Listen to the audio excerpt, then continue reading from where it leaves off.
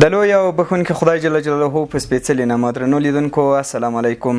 دا ځل مو د ترانسپورت او هوایي چلند د وزارت لویان د ښاغلي امام الدین احمدي صاحب سره مرکه کړې ده. د وزارت په اړه به ورڅخه واورو کوم فعالیتونه یې کړي دي، څه لاسته راوړنې لري او د دې ترڅنګ به ورسره د هیوادوالو ستونزې هم شریکې کړو. هیله ده چې تر پایه راسره پاتې شئ. که د لومړۍ پوښتنې په توګه راته ووایاست د وزارت مهمې دندې او فعالیتونه مو کوم دي؟ د ترانسپورت او هوایي چلند وزارت په ټوله کې په هوایي برخه کې او په ځمکنۍ برخه کې د ترانسپورت فعالول دي. که ځمکنی ترانسپورت ده که هوایي ترانسپورت ده، نو دا اساسي دندې دي چې په ځمکنۍ برخه کې ښاري ترانسپورت، ترانزیټي بار وړونکی ترانسپورت دا ټول فعال وساتو. همدارنګه په هوایي برخه کې د ملکي هوایي چلند ترانسپورت فعال وساتو. هغه که کارګو دي، که مسافر وړونکي الوتنې دي، هوایي ډګرونه دي، دوی فعالول، د دوی خدمات وړاندې کول معیاري ډول، دا اساسي دندې د ترانسپورت او هوایي چلند وزارت دي.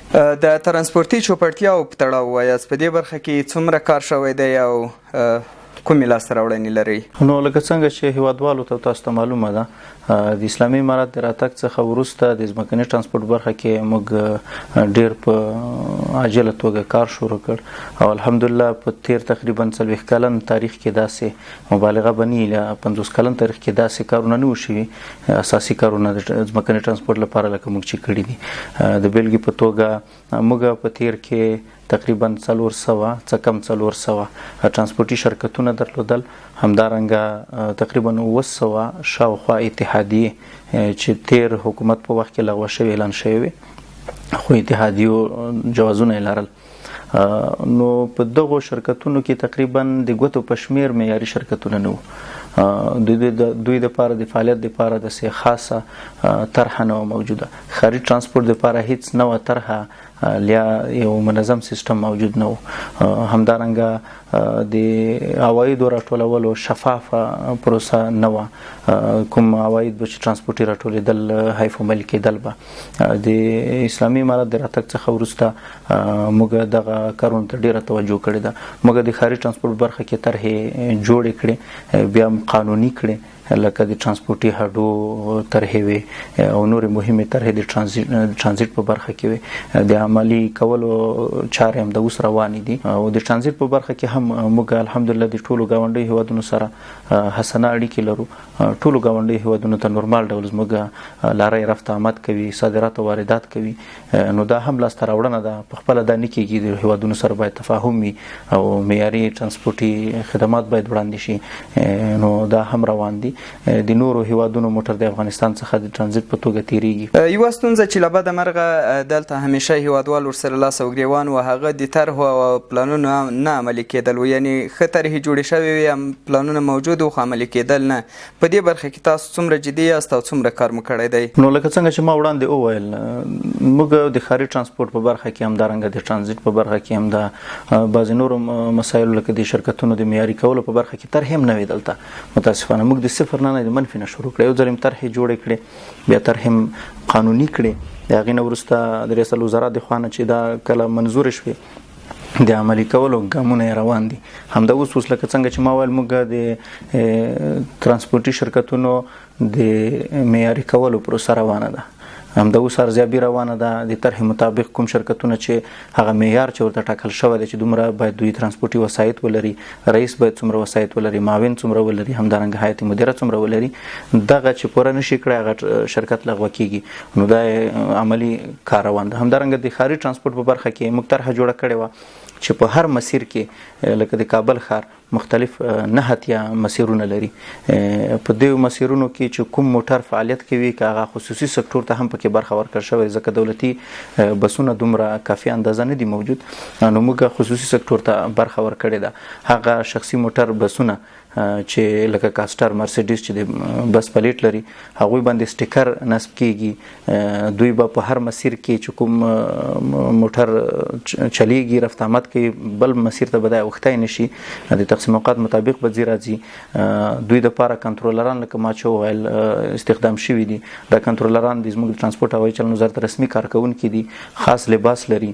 دوی ته تقسیم اوقات ورکوي، د ورځني ډول د سهار نه وختي نه تر ماښام تقریبا وخت پورې د تقسیم اوقات مطابق دوی چلیږي لکه پیک اپ ټایمز وي سهار او مازدیګر لږ بیروبار وي د مامورینو د انتقال وخت وي په دې وخت کې به زر دوی فعالیت کوي همدارنګه د ورځې په جریان کې بیا څو دقیقې تم کېږي نو دا د تقسیم اوقات مطابق چې انشاءالله د دې طرحې په عملي کولو سره چې همداوسې چارې عملا روانې دي د ښاریانو د کابل ښاریانو ترانسپورټي ستونزې به حل شي انشاءالله تر ډیره. ډیری خلک په کابل ښار کې له لوړو کرایو څخه همدارنګه ولایتونو ته په تلونکو موټرونو کې د مشخصې کرایې له نشتون څخه سر ټکوي. ستاسو جواب دوی ته څه دی؟ نو ما د معلوماتو په اساس په کرایو هره ورځ تغییر نه وي کړی. په دې تیر تقریبا څه باندې یو کال کې موږ 3 ځله اطرافي لایحه د کرایو جوړه کړه چې د تیلو بیه لوړه او ټیټه شوه. دې ته په کتو موږ مجبور شو 3 ځله یې وټاکو. نو کرایې د کابل څخه نورو ولایاتو ته د اطرافي کرایو لایحه ده دا موږ 3 ځله تغییر کړه ځکه چې تیل ټیټ او جګ کېدل او د همغه مطابق عملي شوې ده. نو دا شکایتونه به انشاءالله چې پر ځای نه وي ځکه چې اطرافي ټولو سټیشنونو یا هډو کې دا د کرایو لایحه نصب ده. هلته زموږ رسمي مامورین موجود دي. موږ په بار هیوادوالو ته ویلي دي چې کچېرې د ټاکل شوې لایحې څخه زیاته کرایه اخیستل کیږي دوی کولی شي همغه زموږ په ترمینلونو کې زموږ رسمي مامورین دي دوی ته شکایت وکړي یا د مربوطه ولایاتو ترانسپورټ مسؤلینو ته شکایت وکړي یا زموږ وزارت ته شکایت وکړي. هغه ټیکټ چې دوی ته ورکړی هغه موږ ته راکړي انشاءالله اقدام به پرې کوو چې اقدام پرې شوی هم ده. د ښاري ترانسپورټ لپاره هم لایحه ټاکل شوې ده. ښاري ترانسپورټ په تیره کې په ټوله نړۍ کې داسې وي خو په تیره کې په افغانستان کې داسې و چې آزاد بازار په شکل پرېښودل شوی ځکه 15 افغانۍ وي خو دا چې د تیلو بیه 3 چنده لوړه شوه د 40 څخه 90 او 100 ته ورسېده حتی 100 ته ورسېده. موږ مجبور شو چې دلته هم لایحه جوړه کړو. د لایحې مطابق موږ د تیلو کرایه 90 افغانۍ ټاکلې ده یعنی که چیرې 10 افغانۍ تیل لوړ شي او یا 10 افغانۍ ښکته شي تر 80 ورسېږي نو دا کرایه لایحه د تطبیق وړ ده چې همدا اوس تطبیق شوې ده. تاسو ته معلومه وي په مسیرونو کې به چې وړاندې 10 افغانۍ اوس 10 اخیستل کېږي چې وړاندې به 10 اوس 40 اخیستل کېږي یعنی 15 افغانۍ تفاوت پکې راغلی چې دا نورمال تفاوت ده. تیلو بیه تقریبا 3 چنده لوړه ده او قیمت تقریبا 1.5 چنده لوړ شوی ده. د هوایي چلند وضعیت څنګه ارزوي او اوس فعالیتونه څنګه روان دي؟ د هوایي چلند برخه کې ما چې وویل د امریکایي او ناټو اشغالګرو قواو په وتو سره یې زموږ تجهیزات ټول تخریب کړل. هوایي ډګرونه یې تقریبا تخریب کړل. د کابل نړیوال هوایي ډګر تقریبا تر 80% تجهیزات د منځه لاړو چور چپاول شي وو دوی تخریب کړي وو چې موږ په ډیر سرعت سره بیرته په دې وتوانېدو د قطر هیواد او د متحده عرب اماراتو په مرسته تجهیزات بیرته ورغول او تخنیکی ټیمونه هم دلته راوستل. موږ بیرته په دې وتوانېدو الحمدلله چې دا حالت بیرته نورمال حالت ته راولو. یعنی اوس چې د کابل نړیوال هوایي ډګر ته سړی داخليږي دا حس نه کېږي چې ګواکې کوم مخکې بدلته د مکمل هوایي ډګر د منځه تللی وي بیرته بیا سره ناروغ شوی دا حس نه کېږي. ډیر په نورمال ډول خدمات وړاندې کېږي. موږ ټولو هیوادونو ته چې وړاندې الوتنې کې د اوس الوتنې لرو حتی زیات شوي دي. موږ مخکې قطر هیواد ته نورمال الوتنې نه لرلې اوس یې لرو.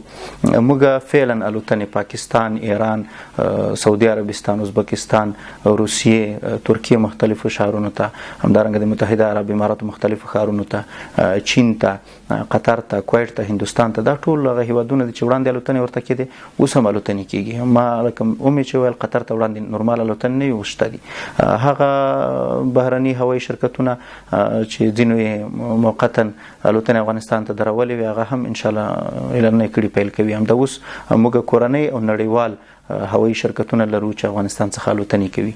موږ د ورځې تقریبا 10 الوتنې لرو چې هغه ناسته او الوتنه کوي د افغانستان په هوایي ډګرونو کې چې په دې کې ډېری نړیوالې الوتنې دي یعنی د افغانستان څخه بهر کېږي او کمې 15-16 الوتنې د ورځې کورنۍ دي چې لوی ښارونو ته کېږي. او د عوایدو په اړه مو معلومات راکړئ په وروستیو کې عواید مو تیر کال څومره وو او د تیر پرتله زیاتوالی پکې راغلی وو او که کم شوي وو؟